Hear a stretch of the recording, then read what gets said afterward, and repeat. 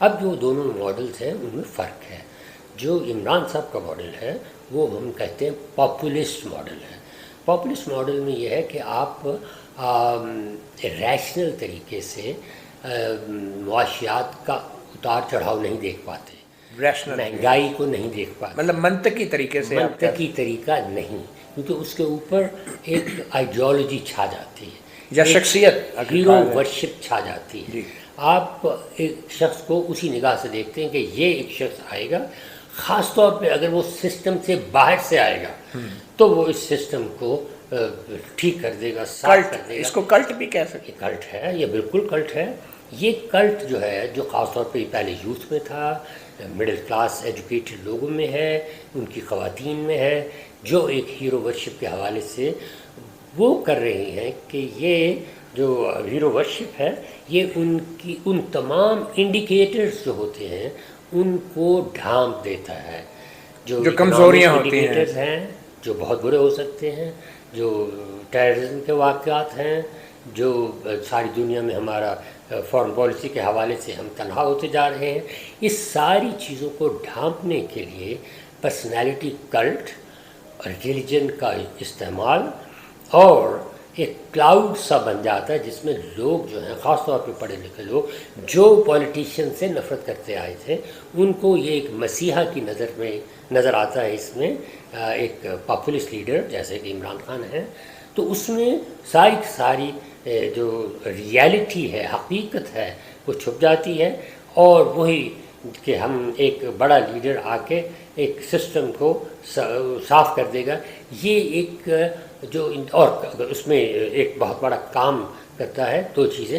ایک ہے سازش, یہ پاکستان کو پیرانوئڈستان کہا ہے میں نے اپنی, مطلب ہیجان برپا کر دیتے ہیں اس معاملے میں کہ ساری دنیا ہمارے خلاف ہے, خاص طور پہ مغرب ہمارے خلاف ہے, امریکہ خلاف ہے, یورپ خلاف ہے. تو بچوں ہماری سیکورٹی کا مسئلہ ہے, جو ایک بچوں کو بھی نظر آتا ہے کہ جو سیکورٹی کا اسٹیبلشمنٹ ہے پاکستان میں وہ نہیں چیخ رہا, وہ نہیں کہہ رہا, بلکہ اس کو ایک پولیٹیکل لیڈر اس کو ایک طرح سے اس کو استعمال کر رہا ہے. مگر ڈاکٹر صاحب یہ اس عمران خان کا جو فنامنا ہے اور جو شخصیت پرستی کا رجحان ہے, اس کو پروموٹ بھی تو ہماری فوجی اسٹیبلشمنٹ نے کیا اور یہی لے کر آئے ہیں, اور اب انہیں خود اپنی فکر لگ گئی ہے. وہ اس میں میں یہ کہوں گا کہ سیاست میں فوج کا ایک کردار رہا ہے, کبھی وہ ڈائریکٹ ہے کبھی وہ انڈائریکٹ. جب یہ پچھلے 12-13 سال جو ہیں 14 سال 2008 آنورڈس, اب 14 سال ہو گئے, اس میں فوج کا کردار انڈائریکٹ رہا ہے. وہ بہت زیادہ آگے آ کے تو سیاست میں کوئی رول ادا کرنا نہیں چاہتے. لیکن 2018 میں تو بہت زیادہ نہیں, اس میں ایک وجہ ہے پھر بھی, وہ یہ ہے کہ یہ اپنا رول ڈائریکٹلی جسے کہتے ہیں کہ ہم ٹیک اوور کرتے ہیں وہ نہیں کر سکتے. کیوں اعلان نہیں کرتے؟ کیونکہ نہیں, اس کی ایک وجہ ہے, پاکستان کے اندر پولیٹیکل موبلائزیشن اتنی زیادہ ہو چکی ہے, اتنے زیادہ لوگ میڈیا سے ووٹرز کی حد تک الیکٹیبلز اتنے زیادہ ہو چکے کہ اب آرمی یہ دیکھ رہی ہے کہ پاکستان میں democracy is the only game in the town. اس لیے اب کھیلنا ہے تو اس گیم کے ذریعے کھیلنا ہے. یہ میرا پولیٹیکل انجینئرنگ ایک ٹول ہے آپ کے خیال؟ آپ اس کو constitutional engineering, political engineering, electoral engineering, even judicial engineering, and of course you can say that. تو اس میں ہم یہ دیکھتے ہیں کہ اس وقت جب کہ ایک لیڈر پر کام کیا گیا, وہ لیڈر گورننس کے حوالے سے فیل ہو گیا, جو ان کے مقاصد تھے وہ پورے نہیں کر سکا. تو اس لیے انہوں نے کہا کہ ایک طرح سے یہ لٹیا ڈبورا سارے کے سارے مارے جائیں گے. تو مفادات جن جن کے ہیں یعنی اسٹیک ہولڈرز جو ہیں وہ سارے گھبرا گئے. وہ پولیٹیکل ایلیٹ, کمرشل ایلیٹ اور سیکورٹی ایلیٹ یہ سب دیکھ رہے تھے کہ نہیں, کام نہیں چل رہا. تو اس لیے پھر انہوں نے کہا کہ اپنا ہاتھ کھینچ لیا پیچھے, اور یہ جو تبدیلی تھی وہ اس کو آنے دیا. اچھا ڈاکٹر صاحب, اس سب کا حل کیا ہے؟ دیکھیں اب پچھلے 75 سال سے فوج نے سیاستدانوں کو جس طرح بدنام کیا, جمہوریت کو بدنام کیا, کرپٹ نااہل کہا ان کو, تو اب عمران خان بھی تو وہی بات کر رہا ہے نا، وہ کوئی مختلف بات تو نہیں کر رہا، وہ بھی کہہ رہا ہے کہ فوج کو نیوٹرل نہیں ہونا چاہیے، فوج کو جو ہے ساتھ دینا چاہیے میرا. تو یہ لوگوں کے اندر اس طرح کے رجحانات جو ہیں کہ فوج کو ساتھ ملا کر ان سیاستدانوں اور کرپشن کا خاتمہ کیا جائے، ان رجحانات کی تاریخ کیا ہے؟ کیا یہ وہی جنریشن ہے جو جنرل ضیاء الحق کے دور میں جن سے یونین سازی کا حق چھینا گیا اور جس نے بچپن سے لے کے ابھی تک یہی سنا کہ یہ سیاستدان کرپٹ ہیں اور جمہوریت نااہل ہے اور انکمپیٹنٹ ہے؟ کیا یہ وہی جنریشن ہے؟ یہ ایٹ لیسٹ جنریشن کے بعد ایک دوسری جنریشن تو آ چکی ہے، نیریٹو وہی ہے. نیریٹو جو ہے جو اب عمران خان کر رہا ہے، جو اب یہ مڈل کلاس وہی ہے. مڈل کلاس ایک طرح سے انڈیپینڈنٹ ہے ووٹ سے، ووٹوں سے مڈل کلاس نہیں بنتی. ووٹ جو ہے وہ ان لوگوں کے لیے ہے، یعنی لینڈڈ ایلیٹ ہے، ٹرائبل ایلیٹ ہے، پروفیشنل ایلیٹ ہے، وہ لوگ جو الیکشن لڑتے ہیں وہ اسٹیٹ کے اندر آنا چاہتے ہیں. اسٹیٹ کے اندر کون ہے؟ مڈل کلاس سے ریکروٹ کیے ہوئے آرمی کے لوگ، آفیسرس اور بیوروکریسی جو کمپیٹ کرتے ہیں میرٹ پہ آتے ہیں. جی. تو یہ ہے ایک طرح سے میرٹ بیس لوگ ہیں، اور یہ کہتے ہیں اور حیران ہوتے ہیں کہ یہ جو جن لوگوں میں میرٹ نہیں ہے وہ وزیر اعظم کیسے بنے، وہ کیوں اوپر آنا چاہتے ہیں، اور خاص طور پہ وہ ووٹ کیوں دینا چاہیں گے. اس لیے کیا یہ درست سوچ ہے؟ مڈل کلاس کی سوچ جو ہے وہ ہے میرٹ بیسڈ. ایک طرح سے دیر از اے کانٹرڈکشن. وہ کیا ہے؟ تضاد پایا جاتا ہے، میریٹوکریسی ایک طرف اور ڈیموکریسی دوسری طرف. اگر آپ ڈیموکریسی کی بات کریں گے، انگلینڈ، امریکہ، دنیا بھر کی جو ڈیموکریسیز ہیں اس میں کامن مین جو ہے، جو میرٹ بیسڈ نہیں ہے، جو بہت زیادہ پڑھا لکھا نہیں ہے، جو لیبرنگ کلاسز سے تعلق رکھتا ہے لیکن وہ حقوق مانگتا ہے. وہ کہتا ہے کہ میرا حق ہے کہ اس علاقے میں مجھے امپلائمنٹ دی جائے، مجھے میڈیکل سروسز پرووائڈ کی جائے. یہ سارے کے ساتھ سوشل ویلفیئر اسٹیٹ کا جو ایک ماڈل آیا ہے، اس کا مطلب یہ ہے کہ نہیں، ہم میرٹ بیس نہیں ہیں لیکن یہ ہمارے انسانی حقوق ہیں جن کا تحفظ کیا جائے اور ہمیں اسٹیٹ کے اندر نمائندگی دی جائے. اس لیے وہاں تو یہ ہے. یہاں پہ ہمارے ہاں ڈیموکریسی کا بالکل ہی مختلف نظریہ لیا جاتا ہے، خاص طور پہ پڑھے لکھے لوگوں کے درمیان، اور وہ یہ کہتے ہیں کہ نہیں، یہ اچھے لوگ آنے چاہیے، پڑھے لکھے آنے چاہیے. ایک دو بار انہوں نے گریجویشن کی بھی شرط لگا دی کہ صرف پڑھے لکھوں کو ووٹ دیا جائے گا. یہ معاملہ نہیں ہے، معاملہ انٹرسٹ کا ہے. عوام کے انٹرسٹ، ان پڑھ لوگوں کے انٹرسٹ، ورکنگ کلاس کے انٹرسٹ کون کہاں ان کو آرٹیکولیٹ کیا جائے گا؟ وہ تو پارلیمنٹ میں کیا جائے گا. اس لیے وہ پیٹرنیج کے حوالے سے اپنے ہاں کے انفلوئنشل لوگوں کو ووٹ دیتے ہیں، جو پھر ان کا کام تھانہ کچہری اور بیوروکریسی کے ذریعے کرواتے ہیں. تو یہ ہے ہماری ڈیموکریسی، اور اس میں یہ مڈل کلاس کا جو بیانیہ ہے، اس انفارچونیٹ کہ وہ ان تمام مسائل کو پس پش ڈال کے سوائے ہیرو ورشپ کے، سوائے مذہب کے استعمال کے وہ چاہتا ہے اور کچھ نہیں چاہتا، اور چاہتا ہے کہ جتنی دیر وہ سازشی بہانے سے یا کسی اور بہانے سے جو ماس مینڈیٹ ہے اس کا کالا کما کرے، اور اس طرح سے وہ مقاصد حاصل نہ ہو سکے. مگر ڈاکٹر صاحب یہ ماس مینڈیٹ جو ہے اس کو تو آپ کے اپنے ساتھی پروفیسر اور بڑے پڑھے لکھے لوگ بھی تسلیم کرنے کو تیار نہیں، اور وہ بھی اس سیاسی نظام اور جمہوریت کی اصل روح کو سمجھنے سے قاصر ہیں، اور وہ کہتے ہیں کہ عام آدمی کا کوئی حق نہیں جب تک وہ پڑھ لکھ نہ جائے، جب تک وہ میرٹ پہ پورا نہ اترے. تو یہ پڑھے لکھے لوگوں کے اندر یہ جو رجحان آ رہا ہے میرٹ کا، اور کہہ رہے ہیں جمہوریت کیا ہوتی ہے، آئین کیا ہوتا ہے، اصل چیز تو میرٹ ہے. یہ 70 سال سے ہے، اور ہندوستان میں بھی ہے اور باقی ساؤتھ ایشیا کے ملکوں میں بھی ہے، جہاں پہ ان لوگوں کے مفادات ہیں، پراپرٹی بیسڈ مفاد. اب دونوں میں ایک طرح سے کلاس بیسڈ فائٹ ہے. وہ یہ ہے کہ اگر جمہوریت آئے گی تو وہ پالیسیز بنیں گی جہاں تھوڑا بہت ریسورس ٹرانسفر ہوگا ان لوگوں کو جو ووٹر ہے. تو پھر وہ ٹرانسفر آف ریسورسز کیسے ہوگا؟ کیونکہ کیک تو اتنا ہی ہے، اس کیک میں سے بہت بڑا حصہ مڈل کلاس اور وہاں سے ریکروٹ ہوئے تو ادارے جو ہیں وہ لے جاتے ہیں. تو ان کے پاس پھر کچھ بچہ نہیں، لہٰذا پھر عوام کو دینے کے لیے، عوام جو انتہائی زیادہ پس گئی ہے اس کو دینے کے لیے قرضے منگانے پڑتے ہیں. دوسرے الفاظ میں یہ ہائی اسٹینڈرڈ آف لیونگ ہے مڈل کلاس اور اداروں کا، جن کی وجہ سے وہ ریسورسز پرکولیٹ ہو کے نیچے تک نہیں پہنچ پاتے. ڈاکٹر صاحب اس کا حل کیا ہے؟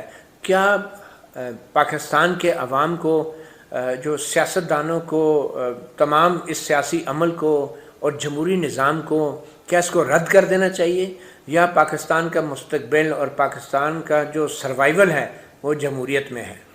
سروائیول ہی جمہوریت میں ہے، ورنہ تو کچھ ہے ہی نہیں. مطلب یہ کہنے کا ہے کہ جیسے ہندوستان میں ہوا 60-70 سال میں تھوڑا بہت پیس نیل ٹرانسفر آف ریسورسز ہوتا ہے آرمی ایس کے ذریعے، ڈیموکریسی کے ذریعے. کسی اور طریقے سے ورکنگ کلاسز تک کچھ نہیں پہنچتا. اس لیے ان کو روکنے کے لیے، ان کو انقلابی جدوجہد کرنے سے روکنے کے لیے اور ان کو پیسیفائی کرنے کے لیے تھوڑا بہت ان کو ملنا چاہیے، جس کا مطلب ہے کہ ووٹ تھوڑا بہت ان کے پاس ہے. ووٹ کی ایک تھوڑی سی پاور ہے. اس پاور کے ذریعے وہ ان کے جو پیٹرنز ہیں، ان کے جو لینڈ لارڈس ہیں، ان کے جو ایلیٹ ہے، وہ ان کو اپنے ساتھ رکھنا چاہتی ہے تاکہ ان کے ووٹ لینا چاہتی ہے تاکہ وہ اپنا روک دوک قائم کر سکیں اور نیشنل اسمبلی اور پروونشل اسمبلی میں جا سکیں. اس لیے مفادات بندھے ہوئے ہیں وہاں پہ ڈیموکریسی کے حوالے سے پیٹرنز میں اور کلائنٹس میں. اس لیے عوام کی نمائندگی ہو پاتی ہے. اگر یہ نمائندگی نہ ہوگی تو آپ کو یاد ہے 10 سال ایوب خان کے، اس کے آخر میں پاکستان میں 1968-69 میں جو ماس موومنٹ ہوئی تھی وہ آج تک، یعنی پاکستان کی ہسٹری میں سب سے بڑی ماس موومنٹ تھی. اس میں 25 لاکھ تو صرف لیبر باہر آ گئی تھی، باقی بہت زیادہ تھا. یہ لیڈر لیس تھی موومنٹ، اس کی کوئی آئیڈیالوجی بھی اس وقت نہیں تھی. غم و غصہ تھا عوام کا، جو بعد میں پھر مختلف لحاظ سے رونما ہوا اور 1970 میں کے الیکشن میں مختلف ریزلٹس لے کے آیا. اچھا، یہ سول ملٹری ریلیشنز کی بات ہوتی ہے، فوج کہتی ہے ہم نیوٹرل ہیں، تو آپ کے خیال میں اب فوج کیا سوچ رہی ہے؟ کیونکہ اس سوال کے جواب کے بغیر تو ہم کسی قسم کا پاکستان میں سیاسی تجزیہ نہیں کر سکتے. کیا فوج واقعی نیوٹرل ہے؟ نہیں. ایک بات، پہلی بات، اسٹیبلشمنٹ کافی ڈیپلی انٹرینچڈ ہے سسٹم کے اندر. وہ تو بات طے ہے، ان کے مفادات سسٹم کے ساتھ ہیں اور سسٹم تو انہوں نے چلانا ہے. وہ دیکھتے ہیں کہ بیسٹ سسٹم کو چلانے کا طریقہ کیا ہے. کیا ہونے چاہیے اسٹیبلشمنٹ کے مفادات حکومت کے؟ اس وقت یہ بحث نہیں ہو سکتی کیونکہ they have gone too far in it. اچھا، ہر جگہ ایک اسٹیبلشمنٹ ہوتی ہے جن کے مفادات ہوتے ہیں، وہ انگلینڈ ہو، امریکہ ہو، کوئی ہو. پردے کے پیچھے طاقتیں ہوتی ہیں جو یہ ہمارے ہاں کیا ہوا کہ پردے سے باہر آ کے اسٹیبلشمنٹ نے اپنا رول ادا کیا اور کئی جگہ وہاں پہ بہت ہی زیادہ. مگر سر ڈاکٹر صاحب، انگلینڈ اور امریکہ کی جو اسٹیبلشمنٹ ہوتی ہے اس کی تو ہمیں صرف وہ ہارڈ کارنرز فیل کرتے ہیں جو انگلینڈ اور امریکہ سے باہر کے ممالک میں آکوپائنگ فورسز کی صورت میں ہم جیسوں کو محسوس ہوتے ہیں.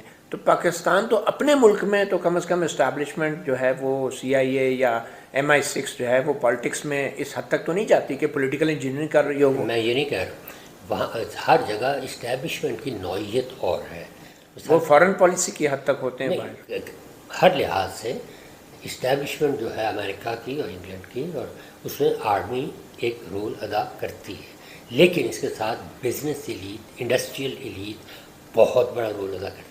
اس کے ساتھ وہاں پہ یہ جو سول سوسائٹی ہے وہ بھی گرو کر انتہائی زیادہ اسٹرانگ ہے. میڈیا اسٹیبلشمنٹ اور اینڈ پولیٹیکل پارٹیز بھی ان کی لیڈرشپ اسٹیبلشمنٹ کا حصہ ہے، اور خاص طور پر جو فائنینشیل اسٹرکچر ہے، کیپٹل اسٹیٹ، وہ اس اسٹیبلشمنٹ کا حصہ ہے. یہ ہندوستان میں اسٹیبلشمنٹ ملٹری ہی کی اسٹیبلشمنٹ نہیں ہے. وہاں پہ اسی طرح مختلف قوتیں، خاص طور پہ اپر کاسٹ، یہ تمام مل کر ایک اسٹیبلشمنٹ بنتی ہے. پاکستان میں چونکہ in the beginning مثال کے طور پر bureaucracy was part of the in fact civil bureaucracy was the establishment for 20 years Pakistan کے اندر، اور 1970 کے بعد سے آہستہ آہستہ اسٹیبلشمنٹ جو ہے اس کی لیڈرشپ اس آرمی کے ہاتھ میں چلی گئی. تو اس وقت ہم کہہ سکتے ہیں ابھی بھی ملٹری ہی نہیں ہے establishment, it is military lead establishment. لیکن جو پاکستان ٹوٹنے سے پہلے تو صرف ملٹری ہی تھی، اسی لیے پاکستان ٹوٹ گیا. میں یہ کہوں گا کہ اس وقت بھی civil bureaucracy was a major bureaucracy, لیکن it was subordinate to military establishment. وہ بھی تھوڑا سا ڈیبیٹیبل ہے. پہلے 10 سال سول بیوروکریسی تھی آن ٹاپ، اگلے 10 سال انڈر ایوب خان یہ سیکنڈ پارٹنر تھی، لیکن اس کے باوجود یہ رہی. ملٹری آتی ہے ضیاء کے زمانے میں اور اس نے پھر اپنا رول ادا کیا. تو ابھی میرا خیال ہے اس وقت کے جو حالات ہیں اس میں ملٹری کو یہ نظر آ رہا ہے کہ نمبر 1 اس ملٹری کا امیج متنازع ہو گیا ہے.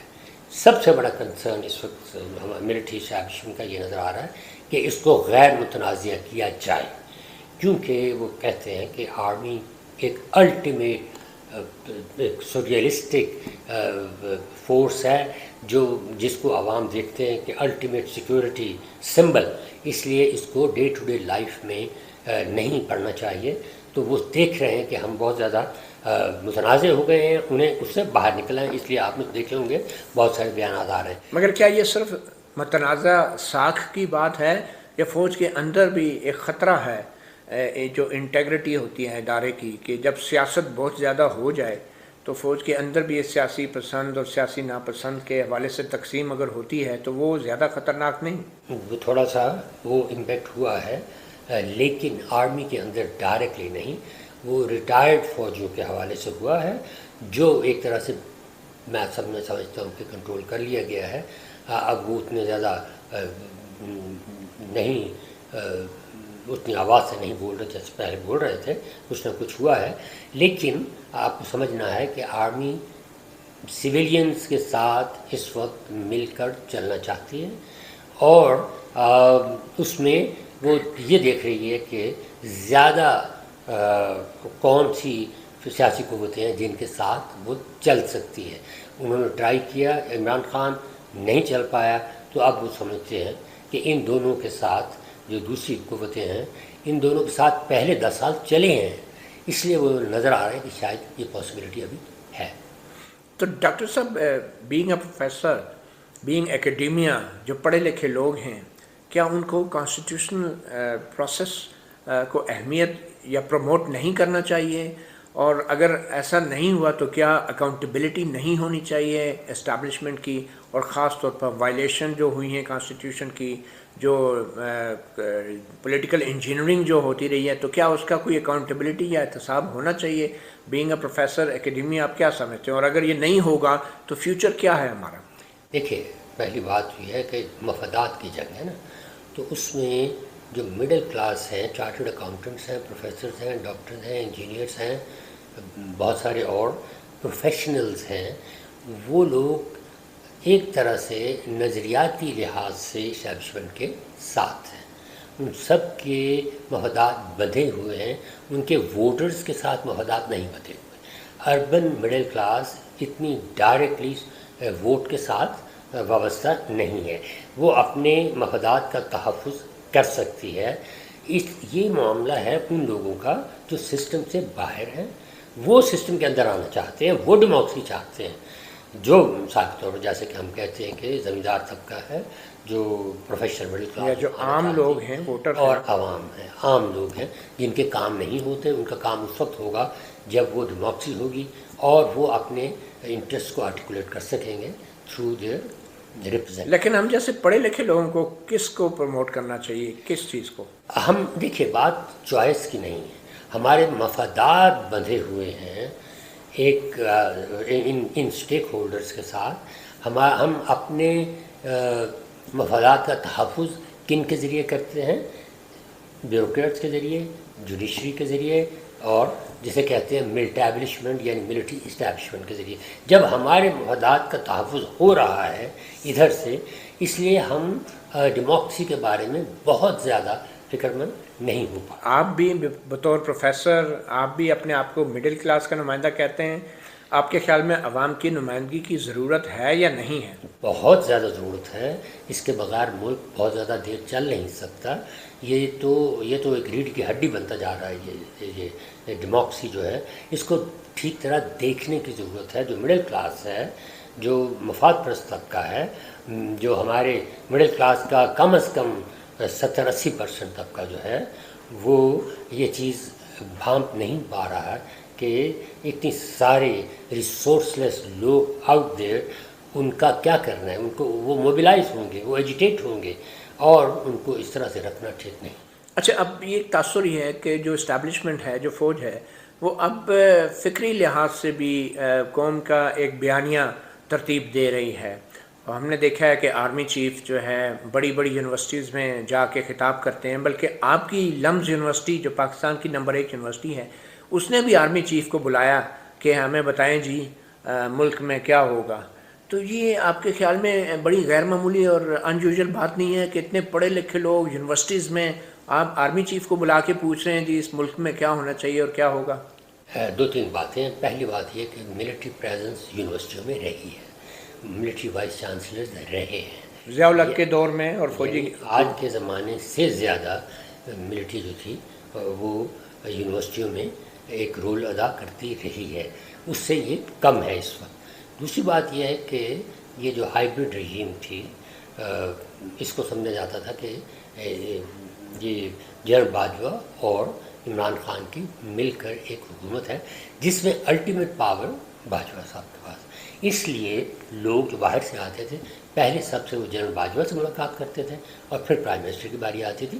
تو یہ ایک پولیٹیکل ریالٹی تھی انفارچونیٹلی فار پاکستان، لیکن حقیقت یہ تھی اور دنیا بھر میں یہ مشہور تھا اور وہ جانتے تھے کہ بات کس سے کرنی۔ اب اگر یہ صورتحال تھی تو اس میں جو آرمی کا جو ویو ہے وہ ہے کہ اپنے رول کو لیجیٹمیٹ کرنا، اپنے میسج کو آرٹیکولیٹ سیکشن جو ہیں پاپولیشن کے وہاں تک پہنچانا۔ وہ وجہ ہے کہ وہ اسٹوڈنٹس کو، یونیورسٹی کے پروفیسرز کو، یونیورسٹیوں کو ایز تعلیمی اداروں کے، وہ چاہتے تھے کہ یہ جو ذہن ہے، یہ پڑھا لکھا ذہن، یہ ہمارے پیغام کو سمجھے۔ تو اس کام کے لیے آرمی چیف کو خود کیوں سامنے آنا پڑا؟ کیونکہ پاکستان میں خیال یہ تھا کہ ہائیبرڈ رجیم کا لیسر پارٹ تھا سویلین، اور جو سگنیفیکنٹ پارٹ تھا وہ تھی آرمی۔ ایک طرح سے جب آرمی کی لیڈرشپ مایوس ہونا شروع ہوئی کہ یہاں بات نہیں بن رہی، یہ ڈیلیور نہیں کر پا رہے عمران خان، تو اس وقت وہ زیادہ انہوں نے اس طرف توجہ دی کہ مثال طور پر فارن پالیسی کے حوالے سے، تعلیمی حوالے سے اور معاشی حوالے سے۔ Actually general Bajwa met and addressed the Chambers of Commerce for example and so on، اور فارن پالیسی کے حوالے سے وہ، اور پھر لمز میں آ کے آپ کو بھی لیکچر دیا جنرل باجوہ صاحب نے؟ انہوں نے اسٹوڈنٹس کو ملے، انہیں لیکچر دیا۔ آپ سے ملاقات نہیں، مجھ سے نہیں۔ کیا وجہ ہے؟ زیادہ تر وہ اسٹوڈنٹس کا شو تھا۔ نہیں تو آپ کو آپ پروفیسرز کو بلایا ہی نہیں گیا؟ جہاں تک مجھے یاد ہے کہ اسٹوڈنٹس سے انہوں نے ایڈریس کیا انہوں نے، اور انہیں کنوینس کیا کئی باتوں کے بارے میں جو تو آپ کے خیال میں پروفیسرز کو وہاں ہونا چاہیے تھا؟ مجھے ایکچولی بالکل معلوم نہیں کہ کتنے پروفیسر تھے، اگر تھے کم از کم میرے جو حلقہ ہے آپ کو تو نہیں بلایا گیا؟ ان میں نہیں تھے۔ اگر آپ کو بلایا جاتا تو آپ جنرل صاحب سے کیا سوال کرتے تھے؟ نہیں، میں چونکہ لکھتا ہوں اس پہ، میرے اپنے ویوز ہیں، میرے اپنے تحفظات ہیں، تو ہماری ٹھیک ہے، ہماری فوج ہے، ہماری سیکورٹی کی ضامن ہے، ان کا ایک رول ہے، وہ رول ہم سب جانتے ہیں، ہم اس کو مانتے بھی ہیں اس رول کو۔ اس سے زیادہ جب یہ رول سیاست میں امٹ کر آتا ہے تو پھر یہ متنازع بنتا ہے۔ نہیں تو آپ کی جو پورے پروفیسرز ہیں، جو فیکلٹی ہیں پوری یونیورسٹی کے، جو اساتذہ کرام تھے، تو ان میں سے کسی نے یہ لیکچر نہیں اٹینڈ کیا جو جنرل باجوہ صاحب نے دیا؟ نہیں، اور کیوں نہیں اٹینڈ کیا؟ میں یہ نہیں کہہ سکتا، میں نے عرض کیا کہ مجھے معلوم نہیں ہے کہ اگر آپ کو بلایا جاتا آپ جاتے؟ I don't know. Doctor Wasim صاحب، اس ساری صورتحال میں آپ پاکستان کے مستقبل کیا دیکھ رہے ہیں؟ کیا یہ ایک جمہوری مستقبل ہوگا؟ میرا خیال ہے کہ یہ ایک جمہوری مستقبل ہوگا. اس وقت ایک پولیٹیکل کرائسس ہے، رژیم چینج ہوئی ہے، اس میں پرانی رژیم ایک طرح سے last by way of reputation, governance کے حوالے سے وہ ایک طرح سے وہ فیل ہوئی. نئی حکومت جو ہے وہ ابھی تک یہ نہیں کہہ سکتی کہ یہ کامیاب ہو گئی ہے، کیونکہ دیر سیمس ٹو بی پیرالسس، بہت سلو جا رہی ہے یہ، اور ابھی تک انیشیٹو نہیں لے رہے مختلف چیزوں کے حوالے سے. اینڈ کوئکلی، آپ امریکہ کے خلاف نعرے بازی تو پاکستان کی سیاست میں ایک فیشن بھی ہو چکا ہے، اور یہ حقیقت بھی ہے کہ امریکہ اور پاکستان کی اسٹیبلشمنٹ مل کے پاکستان کے اندر حکومت بناتے بھی رہے ہیں، گراتے بھی رہے ہیں.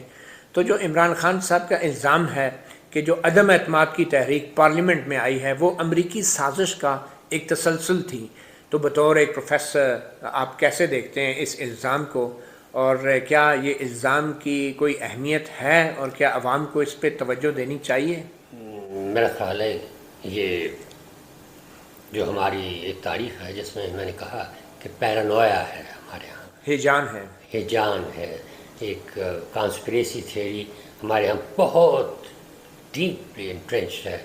اس لیے ہر چیز کا ذمہ دار کوئی نہ کوئی باہر کی قوت کو ٹھہرایا جاتا ہے، اور عمران خان کے ماننے والے جو ہیں، جو ان کو فالو کریں گے، ان کو ووٹ بھی دیں گے، ان کی پبلک میٹنگز میں بھی جا رہے ہیں، ان میں سے بہت سارے لوگ ایسے ہیں جنہیں پتہ ہے کہ بھئی یہ ایک نیریٹو ہے، یہ عمران صاحب کو یوز کرنا ہے موبلائز کرنے کے لیے، اس سے زیادہ اس کی اہمیت نہیں ہے. لیکن کچھ ہیں جو بلیو بھی کرتے ہیں، کیونکہ ہمارے ہاں امریکی سازش کا ایک نیریٹو 10 15 20 سال سے بہت گہرا اپنے روٹس لے چکا ہے. کوئکلی، بطور پروفیسر آپ سمجھتے ہیں کہ جو عمران خان کا یہ بیانیہ ہے کہ فوج کو نیوٹرل نہیں ہونا چاہیے، تو کیا ووٹروں کو اس بیانیے کی حمایت کرنی چاہیے، عام ووٹر کو؟ نہیں، یہ دس از سیڈ، اٹس ویری سیڈ. فوج کو متنازع بنانا بہت غلط ہے. جو بھی بنائے گورنمنٹ کے اندر یا اپوزیشن کے اندر، یہ اس وقت چل رہا ہے کہ کیا کہتے ہیں کہ نو ہولڈز بارڈ، انگلش میں ہم لوگ کہتے ہیں کہ کوئی رکاوٹ نہیں، بول دو جو مرضی بولنا ہے. تو اس لحاظ سے یہ ایک تھوڑا سا یہ ایک لاؤڈ ماؤتھ ہونا، ایک، اور ان کو کہا بھی جاتا ہے. مگر سر، فوج کو متنازع بنایا جا رہا ہے یا فوج متنازع ہے؟ نہیں، یہ دیکھیے، پہلی بات تو ہے کہ ان کا جو رول رہا ہے وہ پھر سویلینز ان کے رول کو لپیٹ کر پیچھے لے جانے کی کوشش کرتے رہتے ہیں. لیکن کیا وہ جائز نہیں ہے؟ جی، وہ جائز نہیں ہے 2018 کے الیکشن میں 2 سال پہلے جو ہوا؟ نہیں، میں یہ کہہ رہا ہوں کہ ہاں 2018 میں جو ہوا، میں یہی کہہ رہا ہوں کہ پھر سویلین جو ہے وہ ٹرائی کرتا ہے کہ رول ان کا لپیٹ کے پیچھے لے جایا جائے. اس کے بعد پھر جب سویلینز آپس میں ٹکراتے ہیں تو وہی اس حکومت کی اپوزیشن پھر اسٹیبلشمنٹ کی طرف دیکھتی ہے. تو مطلب یہ ہے کہ ایک ویشیس سائیکل، اور اس میں انفارچونیٹلی جو آٹونومی ہونی چاہیے پولیٹیکل کلاس کی وہ نہیں ہے. پولیٹیکل گیم کے اپنے رولز اینڈ ریگولیشن ہونے چاہیے، اور ان کی اگر خلاف ورزی ہو تو کیا اس کی سزا ہونی چاہیے جیسا کہ جنرل مشرف کو دی گئی؟ نہیں، وہ اگر ہے تو وہ سیاسی قوتیں ہینڈل کریں. انیشیٹو سیاسی قوتوں کے پاس ہونا چاہیے. یعنی اگر آپ یا حکومت سیاست سے باہر دیکھے یا اپوزیشن سیاست سے باہر دیکھے تو دونوں اس لحاظ سے غلط ہے. اچھا، جنرل مشرف کو جو سزا سنائی گئی عدالت کی طرف سے، سزائے موت، تو کیا یہ ایک اچھی کوشش تھی؟ It's very difficult actually. It's again یہ ایک متنازع مسئلہ ہے. خاص طور پہ آپ کو یاد ہوگا جو پھانسی کا طریقہ، وہ تو بہت ہی متنازع تھا. اپارٹ فرام obviously that، وہ ایک جج کی آبزرویشن، ہاں، وہ ایک تھی. مگر کیا یہ ایک اچھی کوشش تھی؟ دیکھیے، اس ملک میں ایک طرح سے سی سو ہو رہا ہے، ایک پاور دوسرے کو شکست دینے کی کوشش کرتی ہے۔ ڈان لیکس کیا ہوا، سول ملٹری، اسی طرح پینما لیکس میں ایک پکڑی گئی تو دوسروں نے پورا زور لگایا اس کو نیچا دکھانے میں، تو اسی طرح یہ کورٹ کیس بھی اس کی ایک ایگزامپل سمجھا جا سکتا ہے۔ You believe in voters power or middle class power? Obviously I believe in voters power۔ بہت شکریہ ڈاکٹر وسیم، مجھے امید ہے کہ ڈاکٹر وسیم کے اس تجزیے اور اس تحقیق کی بنیاد پہ پاکستان کے عوام کچھ ایسی رائے بنانے میں ضرور کامیاب ہوں گے کہ جس کے بنیاد پر پاکستان ان چیلنجز کا سامنا پھر نہیں کرے گا جن چیلنجز کا سامنا پچھلے 75 سال کے دوران اس کو کرنا پڑا ہے۔ مطیع اللہ جان، MJ TV سے اتنا ہی، اجازت دیجیے، اللہ حافظ۔